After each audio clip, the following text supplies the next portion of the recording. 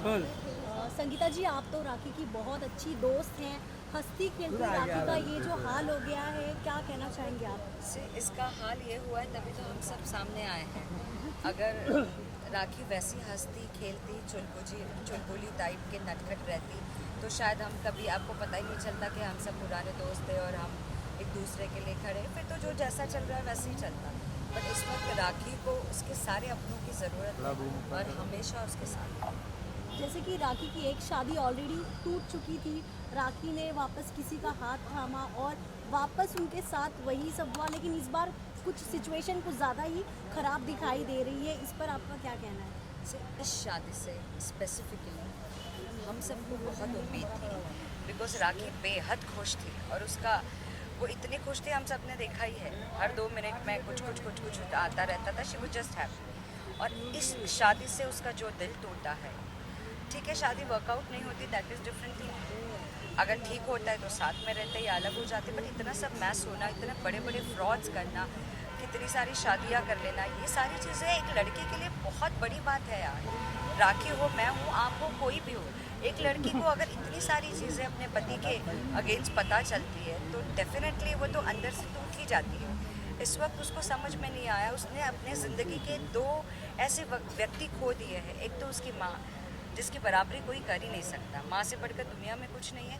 दूसरा अपना हस्बैंड, जिस पे आप मतलब आंखें बंद करके ट्रस्ट करते हो। दुनिया से सबसे इम्पोर्टेंट रिलेशन होता है पति पत्नी का, ये दोनों उसके पास नहीं है। तो हम सब समझ सकते हैं उसकी स्थिति इस वक्त बेहद पेनफुल है, टूटती जा रही है, बिखरती जा रही है। जैसा कि राखी कह रही हैं कि वो पिछले 6-7 महीने से ये सब सह रही थी, तो आपको क्या लगता है, क्या राखी ने ये सही किया? मैं कहूँगी 6-7 महीने से वो सह रही थी, ये बिल्कुल सही बात है, और उसने हम सब से भी छुपाए रखा। अगर शायद नहीं बताती तो और भी ज़्यादा चीज़ें बिखर जाती। उसने बहुत लेट कर दिया, उसको बहुत जल्दी बता देना चाहिए था। बट अगेन एक लड़की है और हिंदुस्तानी लड़की, वो अपने रिश्ते को संजोग के रखना चाह रही थी। वो अपने रिश्ते को 4 लोगों के बाहर नहीं आना चाह रही थी। जितने भी प्रॉब्लम्स थे उसको वो हिडन रखने थे। उसको लगा कि आज नहीं तो कल चीज़ें ठीक हो जाएगी। बहुत मर्तबा उसने माफ़िया मांगी है, उसने वापस आया है, इसने कितनी बार उसको माफ़ किया है।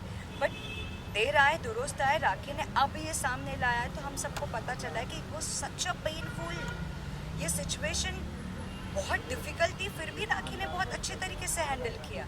और अब इतना वर्स्ट सिचुएशन हो गया है यार कि अब तो उसको बाहर आना ही था। एंड थैंकफुल टू हर कि एटलीस्ट इस वक्त तो वो बाहर आके उसने ये सारी चीज़ें पता करवाई, पता चली।